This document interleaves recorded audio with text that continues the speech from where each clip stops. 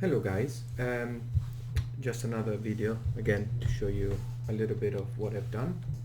So the first thing you may notice before I launch the software is that I changed the skeletal mesh, and I've made a lot of variations compared to the previous one. This is because it allowed me to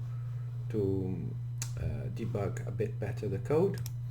The other thing I've done is that I painted some textures for all the variation, and I've also restructured the way this object works and interacts with the world, so I can make it a little bit more flexible. Another thing I've added is the skin now has a skin shader. Well, we'll see it in a minute.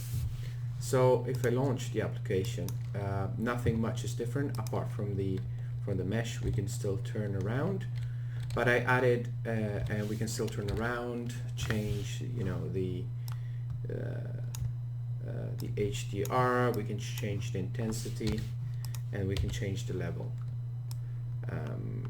But as you can see, the skin has a little bit of subsurface, which reacts just a little bit better. So let's put it something like here.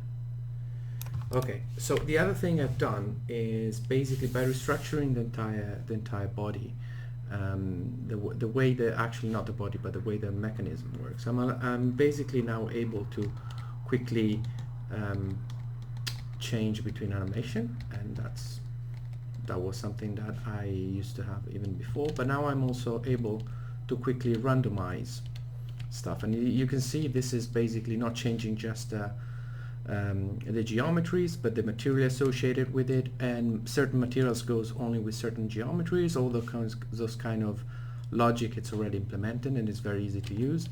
And another thing you can use it also randomize a little bit the height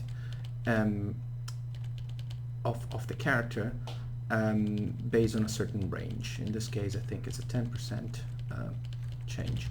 All of these are unique, and it's randomly generated. I'm not specifying anything here.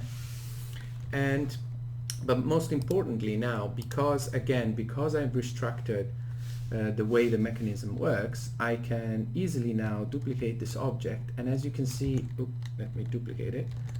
As you can see, by moving it, it's just spawning and generating the actor based on pure randomness. So I can easily go here now and play again.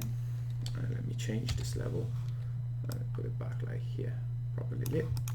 And now by randomizing, I can randomize the animation. As you can see, each actor remains the same, but it changes the animation. But I can also, of course, they will spin on their own axis, but I can also change and variate them.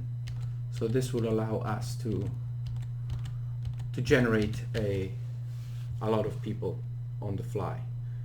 Let me just quickly do another pass of this. For example, if I take that, duplicate them, move it backwards a little bit more, and a little bit more.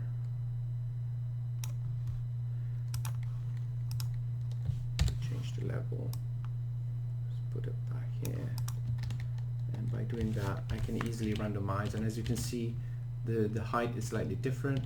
Every single instance has, same meshes might have different material, but each mesh knows which material is supposed to go, the list of materials that are compatible with that mesh. Thank you. Bye-bye.